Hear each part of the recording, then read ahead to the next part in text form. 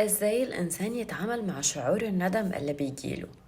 اوقات كتيرة جدا بنعمل حاجات وبعد فترة نرجع نقول يا ريتنا ما عملناها، ونحس بندم رهيب جدا والاحسن ان انا ما كنتش عملتها.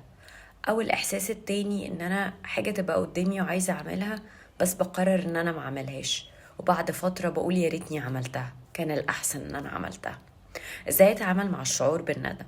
رقم واحد ان انا احاول على قد ما اقدر ان انا اشعر بيه، ما اصدهوش او ما تفاداش الشعور ده. يعني ما تهربش من الشعور ده، مش لازم تغرق نفسك في حتة الندم والقهرة والوجع، وانك تفضل على طول شايف ان انت عملت مصيبة كبيرة جدا ومش هتقدر تعديها.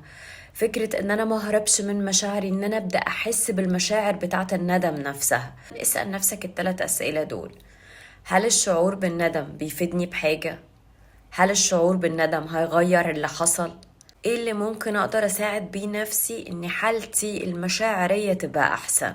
رقم اتنين ان انا الجأ للتدوين، يعني اكتب افكاري، مشاعري، اخفاقاتي، كل شيء بيحصل وازاي اتعامل معاه في المرة الجاية بشكل احسن، او ايه الخطوات اللي انا اخدتها فعشان اتفادى اللي يحصل المرة الجاية.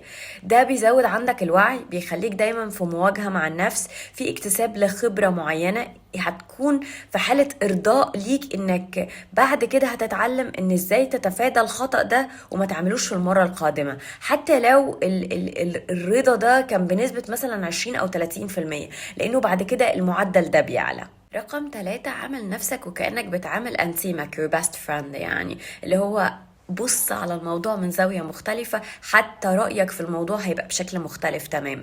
اللي هو مثلا هتساعده ازاي مثلا، او هتقوله اول حاجة يعملها ايه، او هتنصحه بايه اول حاجة يعملها، ان هو اكيد يسامح نفسه. بالتالي انت لما تبدأ تتعامل مع نفسك اكنك بتتعامل مع your best friend، ده هيفرق كتير قوي. اكيد هتحاول تهديه بانك هتقوله مفيش تجربة طبعا بنخشها غير لما بناخد منها درس، والدرس المكتسب ده اكيد ناحيته ايجابية، وهتبدأ تتكلم معاه لانك بتنصحه، خايف على مشاعره، خايف ان هو يروح وهو ندمان.